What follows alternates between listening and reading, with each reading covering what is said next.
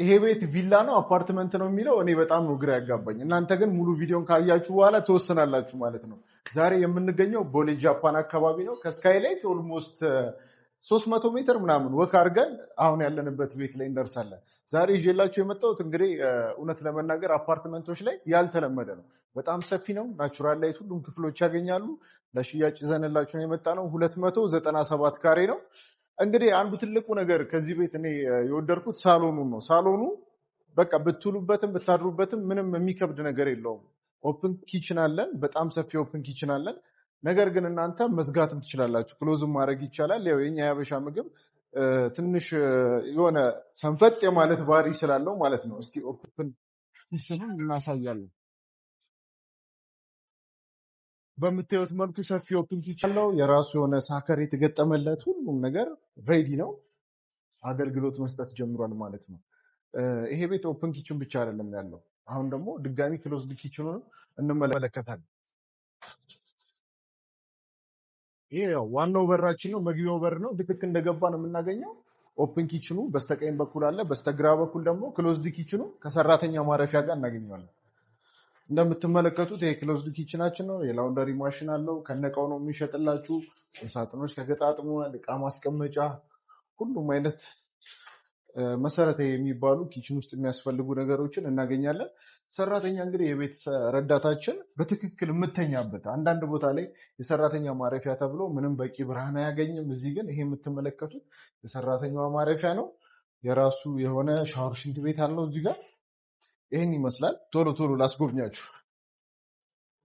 ሌላው ከሳሎኑ በጣም የወደድኩት ፓርት ደግሞ የራሱ የሆነ ሰፊ በረንዳ አለው እዚህ ጋር ተመልከቱ። ይሄ ማለት እንግዲህ ምንም የምታወጡለት ነገር የለም። እዚህ ጋር ወንበሮችን አድርገን ንጹህ አየር እየተቀበልን ጥሩ ጊዜ ማሳለፍ የምንችልበት ነው። እውነት ለመናገር ቪላ ነው የሚመስለው፣ ነገር ግን አፓርትመንት ውስጥ ነው ያለ ነው። እንግዲህ ሳሎን ላለ ሰው የእጅ መታጠቢያ እዚህ ጋር እናገኛለን። በጣም ቆንጆ ቤት ነው። ይሄ የዳይኒንግ ኤሪያችን፣ በዛ ላይ ባልከኒ ያለው፣ 2 ባልከኒ ያለው ሳሎኑ ላይ ብቻ። የሊቪንግ ኤሪያችን ይህን ይመስላል። ከነቃው ነው የምንሸጥላችሁ። ሶፋው ራሱ ምቾቱን ልነግራችሁ አልችልም። በቃ ይህንን ቤት ገዝታችሁ ቀጥታ በዶላር ለማከራየት ብትፈልጉ እስከ $4000 ይከራያል። ምክንያቱም ሎካል አትራክሽኑ እንደነገርኳችሁ ስካይላይት በጣም ቅርብ ነው። ኢንተርናሽናል ሆቴሎች በዙሪያው አሉ። ሴኪሪቲው በጣም ሃይ ሴኪሪቲ ነው። አካባቢው ላይ ኤምባሲዎች አሉ። ስለዚህ አሁን በመቀጠል ማሳያችሁ ማስተር ቤድሩሙን ነው። ግን ማስተሩን ከማየታችን በፊት አስተውላችሁት ከሆነ በጣም ሰፊ የሆነ ኮሪደር ነው ያለው። በቃ እንደ ልብ ለመንቀሳቀስ ቅልል ያለ ቤት ነው። እውነት ለመናገር በዚህ ልክ አፓርትመንት ተሰርቶ አይቻል አቅም። ማስተራችን ይህን ይመስላል። በቂ የሆነ የተፈጥሮ ብርሃን አለው። ሰፊ ነው። ይሄ አልጋ ራሱ 1.80 በ2 ሜትር አካባቢ ነው። እንደምታዩት ግን ጽድት አድርጎ ይዞታል። በጣም ሰፊ ነው። የማስተሩ የራሱ የሆነ ድሬሲንግ አለው። ቁምሳጥኖች ተገጥመዋል። በዚህ መልኩ የራሱ የሆነ ባዝሩም አለው። 2 አይነት አማራጮች አሉ። ገንዳ ነው የምንፈልገው ለሚሉ ሰዎች ያለ የቁም ሻወር ካስፈለገ ሬን ሻወር እዛ ጋር እናገኛለን። ሌላው ባልተለመደ መልኩ ይሄ የማስተር ቤድሩም ለምሳሌ አባወራ የልብስ መደርደሪያ ምናምን ያለበት ድሬሲንግ ነው ብንል፣ ለሴቷ ደግሞ ለሴት ወይዘሮች ለብቻቸው የድሬሲንግ ሩም አለን እዚህ ጋር። ስለዚህ ማስተር ቤድሩሙ ላይ 2 ድሬሲንግ ሩም አለ ለአባወራና ለማወራ የሚሆን ማለት ነው። በጣም ሰፊ ቤት ነው። ሁለተኛው መኝታ ቤታችንን እናያለን። ሁለተኛው መኝታ ቤት ይህን ይመስላል። አብዛኛው ቦታ ላይ የማስተር ቤድሩም የሚባለው የዚህን ያህል እንኳን የማይሰፋ ነው። አብዛኛው ቦታ ላይ ግን በጣም ሰፊ ነው። 2 ቁም ሳጥን በዚህኛውና በዚህኛው ሳይድ 2 ቁም ሳጥን እናያለን። ሶስተኛው መኝታ ቤታችን ይህን ይመስላል።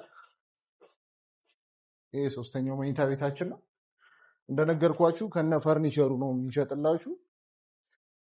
አብዛኛው ኢትዮጵያዊ ብሎ የዘፈነው ልጅ የራስጌ መብራት አለን እዚህ ጋር።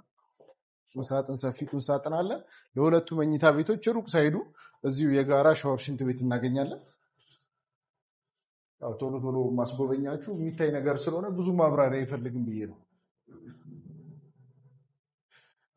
ለዛሬ ይዘንላችሁ የመጣ ነው ቤት ይህን ይመስላል። 297 ካሬ ነው። ድጋሚ ለማስታወስ ያክል ይህንን ቤት ለሽያጭ አውጥተነዋል። የፈጠነ መታችሁ መግዛት ትችላላችሁ። የሚገኘው ሰከንድ ፍሎር ላይ ነው።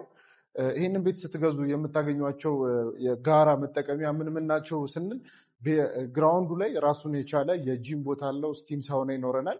በተጨማሪም ደግሞ ሪዘርቭድ የሆነ ለዚህ ቤት ብቻ ተብሎ የተዘጋጀ የሁለት መኪና ፓርኪንግ ኤሪያ አንድ ላይ እናገኛለን ማለት ነው። በፍሎር ብዙ የተንዛዛ ነገር የለውም። ሁለት አባወራ ብቻ ነው እዚህ ህንፃ ላይ። አንድ ፍሎር ላይ ሁለት አባወራ ነው። ህንፃው ከፍተው G+10 ነው። ቤዝመንት አለው። ስለዚህ በጣም ግዙፍ ህንፃ ነው ከውጭ ስታዩት። ነገር ግን የሚኖረው 20 አባወራ ብቻ ነው እዚህ ህንፃ ላይ። ይህን ይመስላል እንግዲህ ቤት ለመግዛት ሀሳብ ያላችሁ ሰዎች እንዲሁም ደግሞ አፓርትመንት ኖሯችሁ መሸጥ የምትፈልጉም ሰዎች ካላችሁ ልደውሉልን ትችላላችሁ። መልካም ጊዜ። ቻው